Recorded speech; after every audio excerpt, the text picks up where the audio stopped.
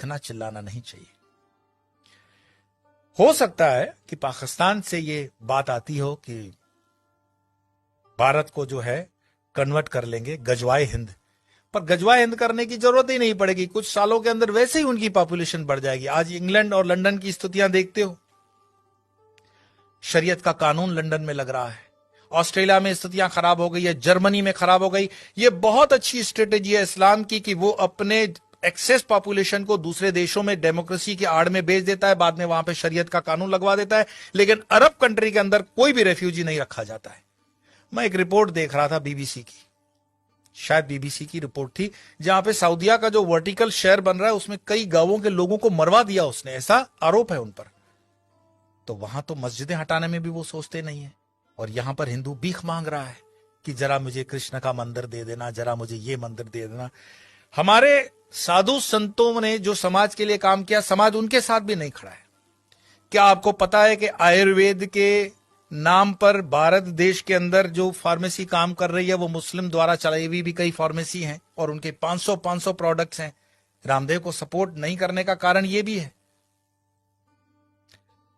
हमदर्द का एक टॉनिक है सिंकारा, उसको प्रमोट करते हुए कम्युनिस्ट पार्टी के कुछ नेता कहते हैं कि ये शक्तिवर्धक है। उनको पूछो तुम्हें कैसे पता चला ये शक्तिवर्धक है, कोई लेबोरेटरी टेस्ट है?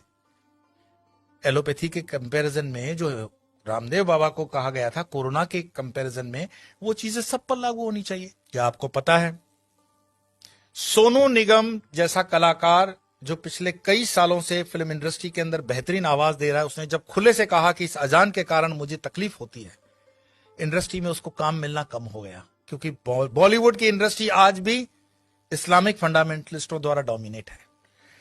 मैं आपको और बता दूं, जिन दिनों शाहरुख खान, सलमान खान, आमिर खान स्ट्रगल कर रहे थे, गोविंदा सुपरस्टार था, और गोविंदा को नीचे करने के लिए उसकी जोड़ी में चलने वाली करिश्मा कपूर को आमिर खान के साथ एक फिल्म दे दी जाती है परदेसी। गोविंदा की जोड़ी को तोड़ा जाता है और उसके बाद उदय होता है सलमान खान, आमिर खान और शाहरुख खान का समय, क्योंकि इंडस्ट्री डोमिनेटेड है इस्लामिक लॉबी द्वारा।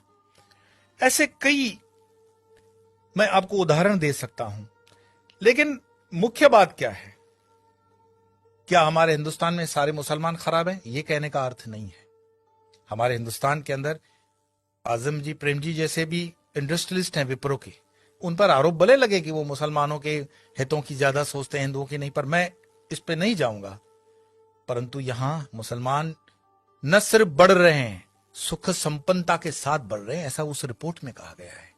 तो दुखी कौन हो रहा है? दुखी हो रहा है हिंदू। हिंदू क्यों दुखी हो रहा है?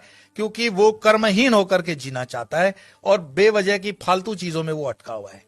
अपनी ना तो वो स्किल को डेवलप कर पा रहा है और अपने हर छोटे छोटे उद्योग को छोड़ता जा रहा है।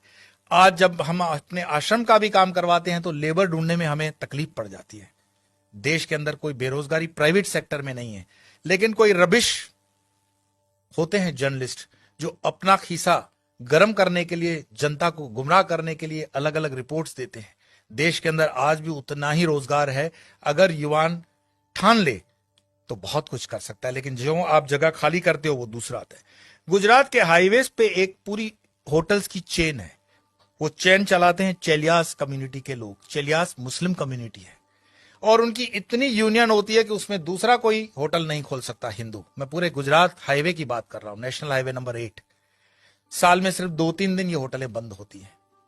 आपकी ताकत नहीं है कि इस इलाके में कुछ काम कर सको, और उनके होटलों के नाम जो रखे जाते हैं इतने मिसगाइडिंग होते हैं कि आपको पता भी ना पड़े कि ये हिंदू की है कि मुस्लिम की है। होटल का नाम होता है भारत, नव Gujarat, Tulsi, Kabir, Jai Hind, Sarvodaya, dine in, dine out.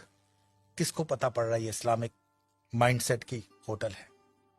लेकिन सारे ट्रक ड्राइवर जानते हैं ये अपने वाले की है।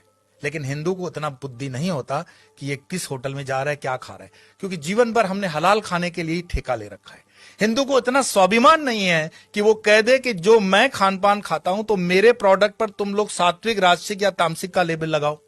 भाई सात्विक है तो उसको ऑरेंज कर दो, राजसिक है तो उसको लाल कर दो, तामसिक है तो उसको काला कर दो, वेजिटेरियन का ग्रीन तो है ही। हर चीज पे हलाल लगा हुआ है और हलाल का तुम्हें मलाल भी नहीं है। तो कितने में तुम प्याज लहसुन को मत खाओ, लेकिन ये हलाल खाते हुए तुम्हारे बच्चे जो हैं क्या बन रहे हैं? ये जिहाद करने की जरूरत पड़ेगी नहीं उनको। ये साधु संतों को भी सोचना पड़ेगा कि तुम शेर को भी घास खिलाओगे, गाय को भी घास खिलाओगे, क्षत्रियों को भी घास खिलाओगे और ब्राह्मणों को भी घास खिलाओगे। हमने खान पान को बदल करके पूरे डीएनए सिस्टम को बदलने का पाप किया है, और जब इस पाप की हम ठीक से बैलेंस नहीं करते हैं तब तक इस पॉपुलेशन को ठीक करना बड़ा मुश्किल होगा।